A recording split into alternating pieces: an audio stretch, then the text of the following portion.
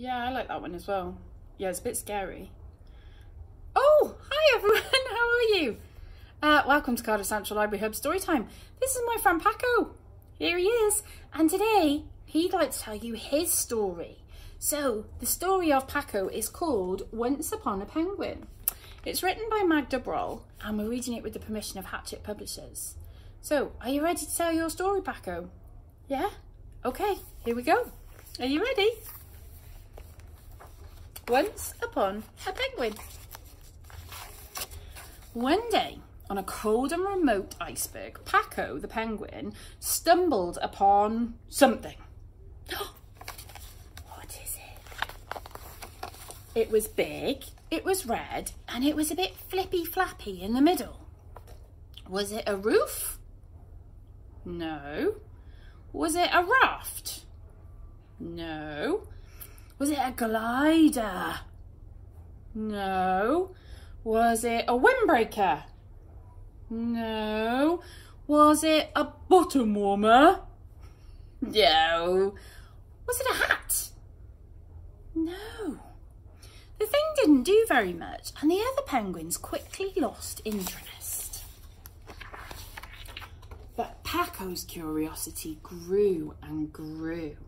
He stared at the big red flippy flappy thing, trying hard to figure it out. And as the days and weeks went by, the little marks started to make sense.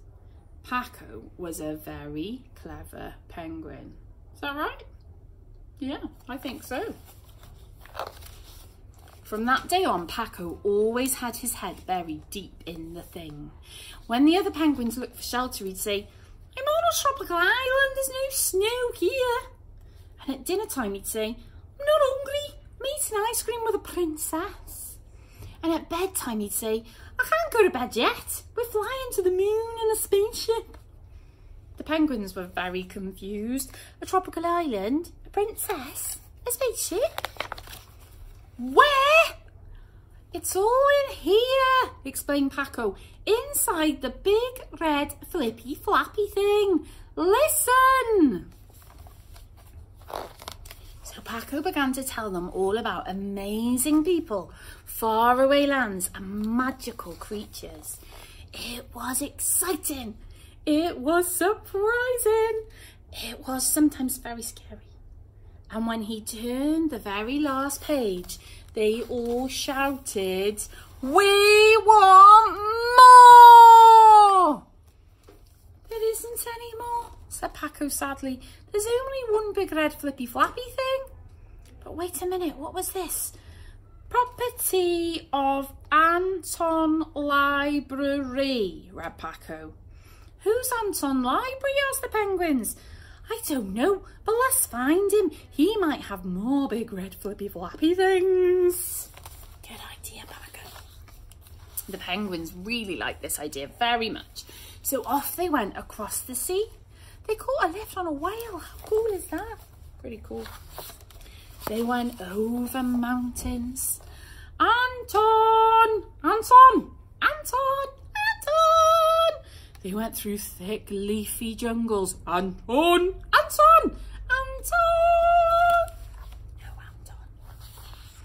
Eventually they arrived in the city, and how different it was from Paco's cold remote iceberg.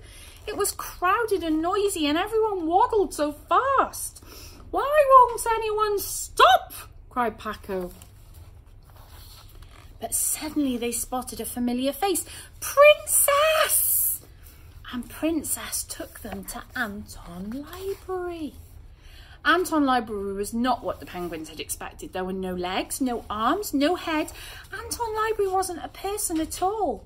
But it did have lots of big red flappy things in different colours. "These are books," said the princess. "Let's read." So they did, right until closing time. "Closing time!" cried Paco, "but I have to know how the story ends." "You can take it at home," said the princess. "Everyone can borrow books from a library." And as more and more books travelled back and forth, Paco's little rock no longer seemed cold and remote. All thanks to A big, red, flippy, flappy thing. I like your story, Paco. Did you enjoy that, everyone? Thanks for sharing it with us. Paco and I are going to go and look for some more stories, but we hope you all have a wonderful week and we'll see you next time. Take care. Bye.